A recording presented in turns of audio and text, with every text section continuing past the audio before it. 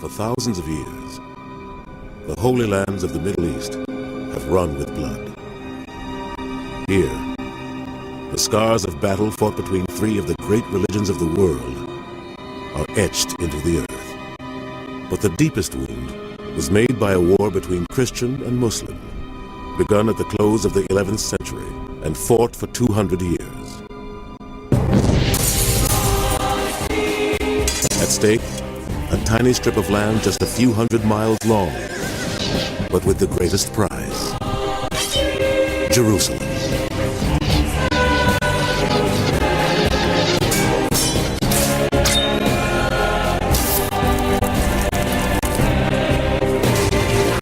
Now this holy war has passed into legend. But there were those who saw it with their own eyes.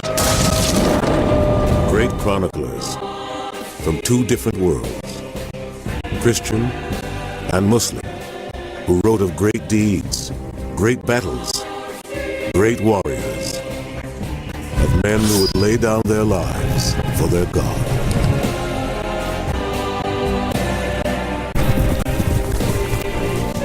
This was the collision of two great faiths, the clash between the crescent and the cross. This was the Crusades.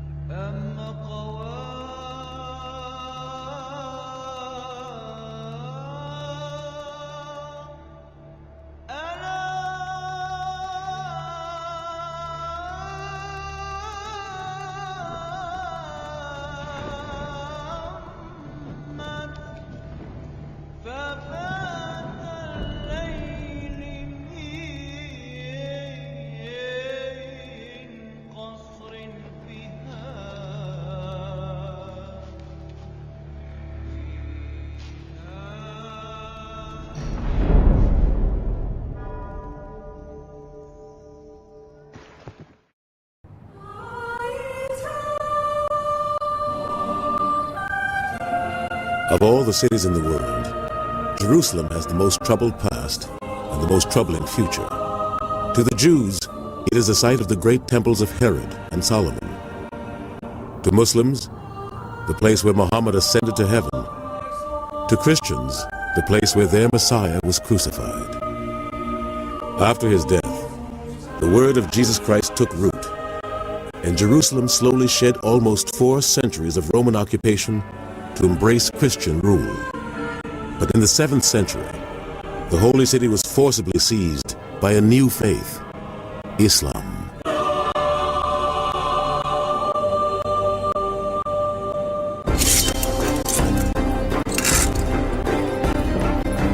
Now, 400 years later, the Christians wanted Jerusalem back. Across Europe, some 60,000 warriors were gathering, readying themselves for battle. One of the leaders was veteran warlord Duke Godfrey of Bouillon. He would head up his own army on what would become a 3-year crusade across 3,000 miles to reclaim Jerusalem in the name of God. Godfrey was more than just an acclaimed fighter. A generous benefactor of the Catholic Church, he was also an immensely pious man.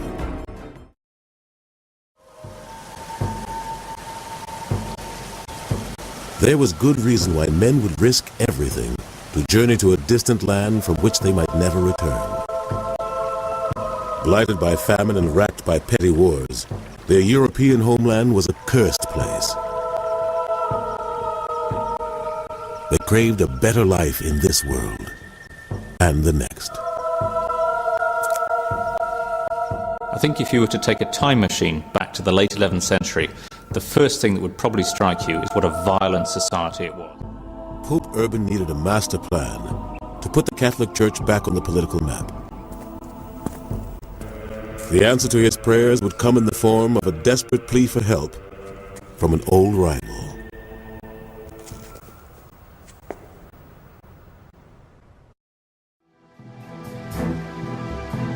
For almost 6 months, Godfrey's Crusader army lumbered across thousands of miles over the rivers and mountain ranges of Eastern Europe.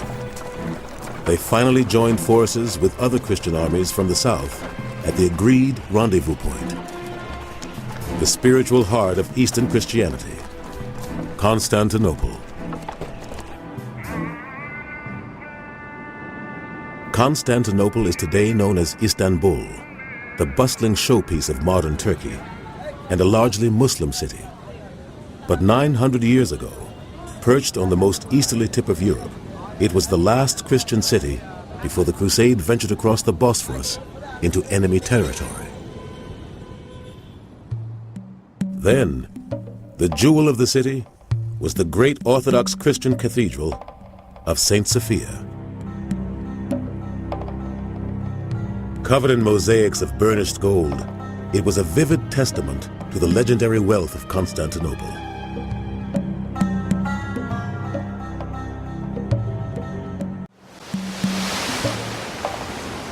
In 1095, a desperate call for help was dispatched to the head of the Catholic Church, Pope Urban II. Sent from the imperial court of Constantinople, it came from his Eastern Christian rival, the political master of the Greek Orthodox Church, the Byzantine Emperor Alexius I.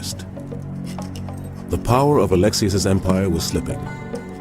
The influence of his Orthodox Church had once stretched as far as the Holy Land of the Middle East. Islam was now the dominant force in the region. Alexius had lost much of his empire to the Turks. He wanted to win these lands back, not see them passed on to this rival Catholic army. The emperor still had one trump card up his sleeve. In return for his promise to supply food, each of the 3 Crusader leaders was forced to swear an oath of allegiance to the emperor. By that oath, they granted Alexius a commanding role over the whole campaign and vowed to return to his empire and the Eastern Orthodox Church any lands that they might win back from the Turks. Robbed of the spoils of Nicaea, the Crusaders packed up their camp and ventured deeper into enemy territory, heading towards Jerusalem. But they were not alone. From the hills, the Turkish Sultan Kilij Arslan shadowed their every step.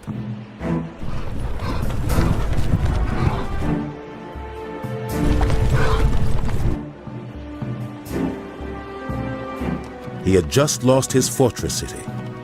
Now, he wanted revenge. The Turkish leader would unleash the full might of his fighting force, more than 50,000 men.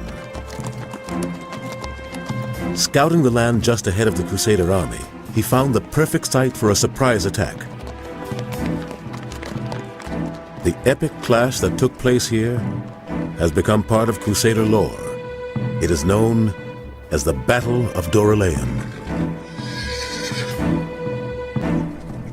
Though many have tried, to date, no one has found the real battle site. But John Franz has spent years sifting for clues and now thinks he can pinpoint its exact location.